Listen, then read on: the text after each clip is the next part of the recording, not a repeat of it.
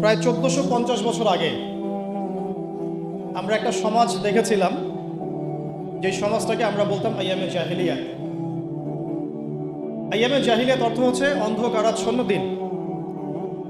এই কথাটা এখনকার সেকুলার সমাজে বা ইসলাম বিরোধী শিবিরে একটা গালিতে পরিণত হয়েছে, আইয়ামে জাহিলিয়াত। কখন আমরা প্রশ্ন করি না যে কেন আমরা সেই যুগটাকে আইয়ামে জাহিলিয়াত বলি, কি কারণে বলি? আসলে কি সেই যুগটা আইয়ামে জাহিলিয়াতের সবচেয়ে বড় যুগ ছিল, নাকি ওই আইয়ামে জাহিলিয়াতগুলো এখনও আমাদের সমাজে আছে? এই বিষয়গুলো আমরা কখনো ভাবি না বা আলোচনা করি না। গল্পের শুরুটা এখান থেকে করছি যে ওই সমাজটাকে আমরা আইয়ামে জাহিলিয়াত বলছি মূলত 5টা কারণে। একটু মনে রাখার চেষ্টা করবো ইনশাআল্লাহ। 1 নম্বর কারণ ছিল শিরক, আল্লাহ পাকের তাওহীদের সাথে, একত্ববাদের সাথে অংশীদার সাব্যস্ত করা, শিরক। আমাদের ইউনিভার্সিটিতে শিরক নামে কোনো চ্যাপ্টার নাই, কোনো ফ্যাকাল্টি নাই। আল কুরআনুল কারীমে আল্লাহ পাক বলেছেন ইন্নাশ শিরকা লাযুলমুন আযীম, পৃথিবীতে সবচেয়ে বড় জুলুমটাই হচ্ছে শিরক। শিরক কি এবং কেন, কত প্রকার, কিভাবে এখান থেকে বাঁচবো, এরকম কোনো ফ্যাকাল্টি আমাদের ইউনিভার্সিটিগুলোর মধ্যে নাই। ব্যাপারটা কি অদ্ভুত না? নবী সাল্লাল্লাহু আলাইহি ওয়াসাল্লাম বলেছেন শেষ জামানায় সবচেয়ে বড় ফিতনা হবে মাসিহুদ দাজ্জাল। মাসিহুদ দাজ্জাল আনফরচুনেটলি সবচেয়ে বড় ফিতনা সম্পর্কে আমাদের কোনো ফ্যাকাল্টি নাই।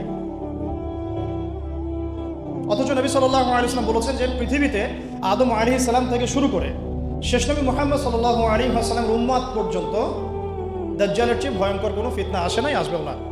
কিন্তু আমাদের কোনো ফ্যাকাল্টি নাই দাজ্জাল কে, কেন, কিভাবে, কোথা থেকে আসে, উৎপত্তি কি, তার ফাংশন কি, তার রোলটা কি হবে, কিভাবে সে ফিতনা ছড়াবে, তার ফিতনাগুলো কেমন হতে পারে, ইত্যাদি ইত্যাদি। তো যেটা বলছিলাম যে বড় বড় বিষয়গুলো নিয়ে আমাদের কোনো ফ্যাকাল্টি নাই। এটা অদ্ভুত না? এই ওয়ার্ল্ডে ইসলামিক ইকোনমিক্স যারা জানেন না বা বুঝেন না, তারা কোনো না কোনোভাবে হারাম খাবেনই খাবেন, কোনো না কোনোভাবে হারামে লিপ্ত হতেই হবে। কিন্তু ইসলামিক ইকোনমিক্স এবং মডার্ন ইকোনমিক্স, যেটা ওয়ার্ল্ড ব্যাংক এবং IMF এর আন্ডারে চলে, এটার কম্প্যারিজন নিয়ে আমাদের সাবজেক্ট খুব একটা নাই। আজকে আপনারা সব স্টুডেন্ট, তাই আমি কিছু একাডেমিক কথা বলবো ইনশাআল্লাহ। তো শুরুটা গল্প থেকে যদিও করেছি, আমার টপিকটা কিন্তু একাডেমিক। আমরা কিভাবে কনস্ট্রাকটিভ সিলেবাস মেনটেন করে পড়াশোনা করব বা কিভাবে আমরা জ্ঞানতাত্ত্বিক একটা বিপ্লব সংঘটিত করতে পারি, এটাই মূল উদ্দেশ্য। একদিনের আপনাদের এই কনফারেন্সে এসে চলে যাওয়াটা আমার উদ্দেশ্য না। উদ্দেশ্য হচ্ছে আপনাদের মধ্যে কিছু মানুষ তৈরি করা, যারা আগামী দিনে এই জায়গাগুলোতে দাঁড়াবেন, কথা বলবেন, জাতিকে নেতৃত্ব দিবেন ইনশাআল্লাহ। আপনাদের উদ্দেশ্যটা কি? একটা প্রোগ্রাম অ্যারেঞ্জ করাই কি উদ্দেশ্য? আপনাদের লক্ষ্যটা কি? নিঃসন্দেহে এটা একটা সূচনা, এটা নিশ্চয়ই শেষ নয়, এটা একটা সূচনা ইনশাআল্লাহ। আল্লাহ পাকের কাছে শুকরিয়া যে আল্লাহ পাক সূচনাটা আমাদের হাতে করার তৌফিক দিয়েছেন। আলহামদুলিল্লাহ, এটা আল্লাহ পাক রহম করে আমাদেরকে তৌফিক দিয়েছেন। এখানে আমাদের কোনো ক্রেডিট নাই। লা হাওলা ওয়ালা কুওয়াতা ইল্লা বিল্লাহ, লা মালজা ওয়ালা মানজা মিনাল্লাহি ইল্লা ইলাইহি। তো আইয়ামে জাহিলিয়াত কেন বলি ওই যুগটাকে? কারণ সে যুগে শিরক ছিল 1 নম্বর মৌলিক সমস্যা, যেটা এখনকার বিশ্বে সবচেয়ে বড় গ্লোবাল মৌলিক সমস্যা। এখনকার শিরকটা শুধু ধর্মতাত্ত্বিক না, এখনকার শিরকটা হচ্ছে পলিটিক্সের শিরক আছে, ইকোনমিক্সের শিরক আছে, কালচারের শিরক আছে, আপনার বিধর্মীদের মধ্যে তো আছেই। এছাড়াও আমাদের যে পড়াশোনার যে সিস্টেম, এডুকেশন যে প্যাটার্ন, এখানেও শিরক আছে। আস্তে আস্তে আমি ধরাই দিচ্ছি ইনশাআল্লাহ। তো তখনকার শিরকটা ছিল একটা সাময়িক প্রেক্ষাপট, একটা ক্ষুদ্র পরিসর। এখনকার শিরকটা হচ্ছে গ্লোবাল। এটা যদি আপনি ফাইন্ড আউট করতে না পারেন, ইন্নাশ শিরকা লাযুলমুন আযীম এর মধ্যে পড়ে যাব। আর সূরা মাঈদার মধ্যে অন্য একটা আয়াতে আল্লাহ পাক বলেছেন যে ব্যক্তি মানে শিরকে লিপ্ত হচ্ছে, ইন্নাহু মান ইউশরিক বিল্লাহ ফাকাদ হারামাল্লাহু আলাইহিল জান্নাহ, আল্লাহ পাক তার জন্য জান্নাতকে হারাম করে দিয়েছে। নাউযু বিল্লাহ। যে ব্যক্তি শিরকে লিপ্ত হচ্ছে, আল্লাহ পাক তার জন্য জান্নাতকে হারাম করে দিচ্ছেন। ওয়া মাওয়াহুন নার, তার জন্য আবাসস্থল হবে জাহান্নাম। ওয়া মা লিয-যালিমিনা মিন আনসার, জালেমদের জন্য কোনো সাহায্যকারী নাই। এখানে শিরকারী ব্যক্তিকে আল্লাহ পাক জালেম বললেন, কারণ ইন্নাশ শিরকা লাযুলমুন আযীম, এই জন্য। এছাড়াও সূরা নিসা যদি আপনারা পড়েন, আপনারা দেখবেন আল্লাহ পাক একাধিকবার বলেছেন যে ইন্নাল্লাহা লা ইয়াগফিরু আন ইউশরাকা বিহি, আল্লাহ পাক তার সাথে শিরকের গুনাহটা মাফ করেন না।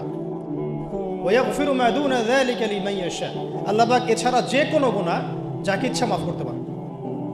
যত বড় গুনাহ আমরা করি না কেন, আল্লাহ পাক মাফ করতে পারেন ইনশাআল্লাহ। কিন্তু শিরকের গুনাহ নিয়ে কেউ যদি কবরে চলে যায় নাউযু বিল্লাহি মিন যালিক, তাহলে এটা ক্ষমা হবে না, এটাই স্পষ্ট। তাহলে এটা নিয়ে আমাদের কনসিয়াস থাকা উচিত ছিল, কিন্তু আনফর্চুনেটলি আমাদের 15 বছরের শিক্ষা সিলেবাসে শিরক নামে কোনো কিতাব নাই। পড়েছেন কি কখনো? পরীক্ষা দিয়েছেন? Assignment private? সুবহানাল্লাহ। মুসলিম কান্ট্রির শিক্ষা ব্যবস্থা আস্তে আস্তে আসতেছে ইনশাআল্লাহ। শুরুতেই গলা টিপে ধরা যাবে না, তাই না? আস্তে আস্তে ইনশাআল্লাহ। দ্বিতীয় প্রবলেম ছিল রিবা। রিবা রিবা মানে কি? মাশাআল্লাহ, আপনারা তো জানেন। তো তখনকার সুদটা ছিল আবু জেহেল আবু লাহাবের দারুন নাদওয়া কেন্দ্রিক। দারুন নাদওয়া মানে হচ্ছে তৎকালীন সময়কার পার্লামেন্ট আর কি, এখনকার অনেকটা ইউনাইটেড নেশনসের মতো। সরাসরি নামটা নিলাম কেন? কারণ দারুন নাদওয়া যা হতো ইউনাইটেড নেশনসে এখন তাই হয়, কোনো পার্থক্য নাই। তো দারুন নাদওয়া কেন্দ্রিক অর্থনৈতিক একটা ব্যবস্থা ছিল। তো সেখানে মূল ভিত্তিটা ছিল রিবা।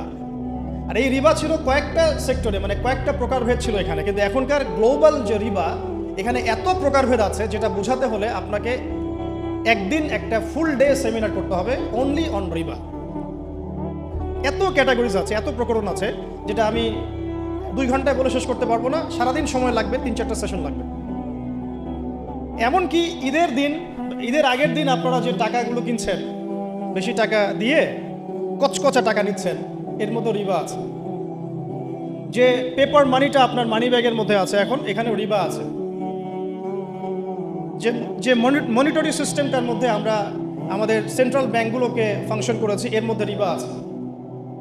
যে ওয়ার্ল্ড ব্যাংক থেকে লোন নেওয়ার জন্য আমরা উঠে পড়ে লেগেছি, এর মধ্যে রিবা আছে। যে ইলেকট্রনিক মানি আপনি বায়বীয়ভাবে পাস করছেন, এক্সচেঞ্জ করছেন, কেনাবেচা করছেন, এর মধ্যে রিবা আছে।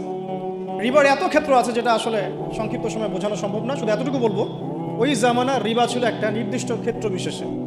এখনকার রিবা হচ্ছে পুরো গ্লোবাল ইকোনমিক সিস্টেমটাই দাঁড়িয়ে আছে অন দ্য বেসিস অফ রিবা। আল্লাহ পাক আমাদেরকে বোঝার তৌফিক দান করুন। আর আপনারা খুব ভালো করেই জানেন রিবা এর 70 বা 73টা পাপের শাখা আছে। তার সবচেয়ে নিচের শাখাটা কি?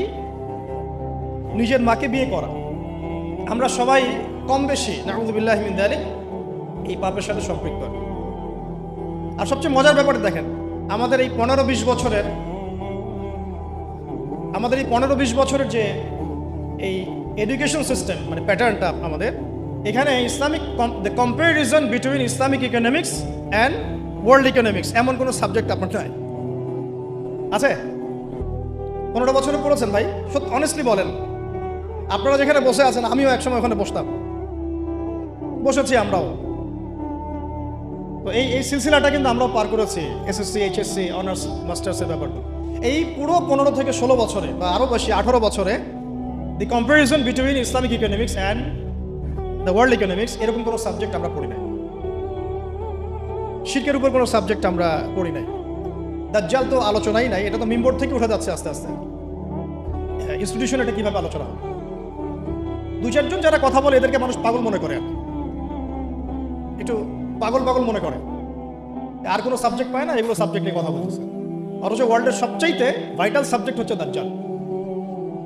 জেরুজালেম থেকে যে খেলাফা সারা ওয়ার্ল্ডে কায়েম হবে সামনে, এটার প্রথম আদু মানে শত্রু হচ্ছে দাজ্জাল নিজেই। তার সাথেই ব্যাটলটা হবে। তাকে হত্যা না করা পর্যন্ত জেরুজালেম থেকে সারা ওয়ার্ল্ড ওয়াইড ইসলামিক খেলাফা বা ইসলামিক শাসন ব্যবস্থা বাস্তবায়িত হবে না। তাহলে আমাদের সবচেয়ে বড় এনিমির সাথে আমাদের বোঝাপড়ার জন্যে তার সম্পর্কে তো জানাশোনার দরকার ছিল একটু, নাকি? শত্রু সম্পর্কে যে জানে না, সে কি শত্রুকে ডিফিট করতে পারবে? বরং সে ডিফিটেড হবে। এটাই হয়ে আসতেছি আমরা। আপনারা আরবের চিত্রগুলো একটু দেখেন কি হচ্ছে। ইশারা দিলাম, বাকিটা আপনারা বুঝে নেন। 3 নাম্বার প্রবলেম ছিল মাদক। মনে থাকবে তো ইনশাল্লাহ? 1 নাম্বারটা কি ছিল? 2 নাম্বার?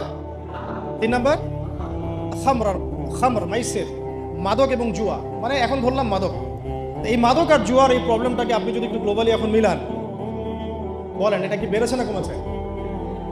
শুধু একটা নির্দিষ্ট ক্ষেত্রে আছে, মক্কার মধ্যে না, সারা ওয়ার্ল্ডে। এই যে এখন ফোনে জুয়া, ফোনের মধ্যে জুয়া, বাইরে জুয়া, আইপিএলে জুয়া, বিপিএলে জুয়া, ক্রিকেটে জুয়া, ফুটবলে জুয়া, সব জায়গায় জুয়া চলছে। ইভেন ফোনের মধ্যেও জুয়া, অনলাইনেও জুয়া, রাইট? অনলাইনেও জুয়া। আর মাদকের কথা বাদ দিলাম, আগে তো না হয় মানুষ কিছু মাদক খেয়েছে, যেই মাদক সম্পর্কে আল্লাহ পাক সার্টিফাই করেছেন যে ওই মাদকের মধ্যে কিছুটা কল্যাণ আছে। আয়াতটা পড়ে দেখেন, সূরা বাকরায় আছে, ইয়াসআলুনাকা আনিল খামরি ওয়াল মাইসির, তারা তোমাকে খামর এবং মাইসির সম্পর্কে জিজ্ঞাসা করে, কুল ফীহিমা ইসমুন কাবীর ওয়া মানাফিউ লিন-নাস, বলো সেখানে যা আছে তার বেশিরভাগই হচ্ছে নোংরামি, পাপ, খারাপ, কিন্তু কিছুটা উপকারিতা আছে। এটা কিন্তু কোরআনে আছে। আর এখনকার মাদকগুলো এত ডেঞ্জারাস যে আপনাকে হিপনোটাইজ করে ফেলতে পারে। এমনও মাদক বের হয়েছে যেটা খাওয়ার প্রয়োজন নাই, শুধু তার দিকে যদি একটু ফু দেয়, উপাদানটা দিয়ে একটু ফু দেয়, সে অলরেডি হিপনোটাইজ হয়ে যাবে। সে নিজেই তার চেইন, সোনা দানা, মানি ব্যাগ বের করে দিয়ে দিবে মানুষ। এটাও একটা ওয়ান কাইন্ড অফ মাদকের মতো। তো এখন এটা গ্লোবাল সমস্যা। আমি আপনাদেরকে বোঝাতে চাচ্ছি যে কম্প্যারিজনটা খুব বেশি বেশি দরকার, যে আমরা কি আসলে আইএমএ জাহিলিয়াত থেকে বের হতে পেরেছি কিনা। গল্পটা একটু ছোট হলেও মেসেজগুলো অনেক ডিপ। 3 নম্বর হচ্ছে, এটা 3 বললাম না, 4 নম্বর হচ্ছে নারী জাতির অবমাননা। এটা ছিল আইএমএ জাহিলিয়াতের সুন্নত। সুন্নাহ মানে আদর্শ, এই জন্য বললাম সুন্নত। আইএমএ জাহিলিয়াতের সুন্নত। মেয়েদেরকে জীবন্ত কবর দেওয়া হতো। এখনও দেখা যায় গর্ভে মেয়ে বাচ্চা এসেছে, এটা শুনলে অনেকেই বাচ্চাদেরকে পেটেই মেরে ফেলছেন। যদিও বাংলাদেশ মুসলিম কান্ট্রি বলে এর সংখ্যাটা অনেক কম, কিন্তু আমাদের পার্শ্ববর্তী রাষ্ট্রে এটা সংখ্যা অনেক বেশি। মেয়েদের বৈবাহিক অধিকার দেওয়া হতো না, সম্পত্তির অধিকার দেওয়া হতো না। তো এখন বা এটা কোথায় হচ্ছে? বিবাহ বহির্ভূত সম্পর্কে এখনকার সমাজ জর্জরিত। জিনা এখন সমাজে প্রকট, ব্যভিচার প্রকট। এখনকার সমাজে মেয়েদের সম্পত্তির অধিকার পর্যন্ত আমরা নিশ্চিত করতে পারি নাই। এমনকি শিক্ষার অধিকারটুকু কিন্তু অনেক ক্ষেত্রে নিশ্চিত হয় নাই। আর তারা যদি শিক্ষা অর্জন করতে ঘরের বাইরে আসে, তাদের নিরাপত্তা কিন্তু নিশ্চিত হয় নাই। হয়েছে কি? ধর্ষণ কি বেড়েছে না কমেছে? আপনারা সবাই সাক্ষী এগুলো। আদম শুমারির মতো যদি কোনো সতীত্ব শুমারি করতে পারে বাংলাদেশে কেউ, সে দেখবে যে বাংলাদেশে অনার্স পড়ুয়া বহু ছেলে মেয়ে অনার্স শেষ করার আগেই তাদের সতীত্ব নষ্ট করে ফেলছে। এছাড়া টিজিং তো আছেই, অ্যাবিউজিং তো এগুলো তো আছেই। তো নারীর অবমাননার বিষয়গুলো যদি বলতে শুরু করি, এটা আলাদা সেশন লাগবে। এটা আপনারা সবাই বুঝতে পারছেন যে আমরা ওই দুষ্ট চক্র থেকে বের হতে পারি নাই। 4 নম্বর এটা হলো। 5 নম্বর হচ্ছে গোত্রীয় হানাহানি। আর কি গোত্রীয় হানাহানি, কনফ্লিক্ট, বিভিন্ন ব্যাটল হতো গোত্রে গোত্রে। এটা আইএমএ জাহিলিয়াতের মধ্যে ছিল। এখন এই গোত্রীয় হানাহানিটা কিন্তু পলিটিক্যাল দ্বন্দ্ব, গ্লোবাল অ্যাসপেক্টসে এই যে যুদ্ধ বিগ্রহগুলো, এইগুলোতে রূপ নিয়েছে। কোনো অংশে কমে নাই, কিন্তু বেড়েছে। নবী সাল্লাল্লাহু আলাইহি ওয়াসাল্লামের পুরো যুগে এই 23 বছর যদি আমরা হিসেব করি, দেখব যত ব্যাটল হয়েছে সব মিলে মোটামুটিভাবে 2 থেকে 3 হাজার মানুষ হয়তো মারা গেছে। আল্লাহু আ'লাম বিস-সাওয়াব, আল্লাহ ভালো জানেন। এখনকার হিস্ট্রিগুলো যদি পড়েন, ভিয়েতনাম যুদ্ধে কতজন মানুষ মারা গেছে। যখন চাইনিজদের মধ্যে কনফ্লিক্টটা হয়েছিল মাও সেতুংয়ের সময়, তখন কতজন মানুষ মারা গেছে। রাশিয়ানদের সোভিয়েতের সময়, ওই বিপ্লবের সময় কতজন মানুষ মারা গেছে। আচ্ছা, ফার্স্ট ওয়ার্ল্ড ওয়ারে আসেন, কতজন মানুষ মারা গেছে। সেকেন্ড ওয়ার্ল্ড ওয়ারে আসেন, কতজন মানুষ মারা গেছে। কতজন না, কত কোটি। কতজন না, সংখ্যাটা কিন্তু কত কোটি। এটা ছিল ইংল্যান্ডের ওয়ার্ল্ড অর্ডার। তো ইউএসএর যে ওয়ার্ল্ড অর্ডার, যখন সে পৃথিবীতে আসছে অ্যাজ এ রুলিং স্টেট, তখন সারা বিশ্বে যত যুদ্ধ বিগ্রহ হয়েছে, এর মধ্যে কত লক্ষ কত কোটি মানুষ মারা গেছে। সবচেয়ে বড় কিলার স্টেট পৃথিবীতে এটা, যেটার সাথে বন্ধুত্ব করার জন্য আমরা উঠে পড়ে লেগেছি এখন। আর আমি একটা জিনিস সতর্ক করতে চাই আপনাদেরকে, যে ইয়াজুজদেরকে তাড়িয়ে দিয়ে মাজুজদেরকে মাথার উপরে নিয়ে আসবেন না। ইশারা দিয়েছি, এটা রূপক অর্থে বলেছি। আবার এটা মনে করবেন না যে এরাই মাজুজ, এটা জুলকারনাইনের সেই ইয়াজুজ মাজুজ না, আমি রূপক অর্থে বলেছি। কারণ ইয়াজুজ আর মাজুজের ফাংশন কি? ইন্না ইয়াজুজ ওয়া মাজুজ মুফসিদুনা ফিল আরদ। হে জুলকারনাইন, আমাদের জন্য একটা দেয়াল নির্মাণ করে দাও, কারণ ইয়াজুজ আর মাজুজ আমাদের জমিনে ফাসাদ সৃষ্টি করছে। ইউফসিদুনা ফিল আরদ, ইউফসিদুন, তারা ফাসাদ সৃষ্টি করছে। ফাসাদ, ফিতনা, ফাসাদ। তো এগুলো কি ফাসাদ না? তার মানে সারা ওয়ার্ল্ডে যারা ফিতনা এবং ফাসাদ ছড়িয়ে বেড়ায়, তারা কোনো না কোনোভাবে ইয়াজুজ আর মাজুজের ফিতরত বা খাসলত লালন করে। ফিতরত, খাসলত সরাসরি না হলেও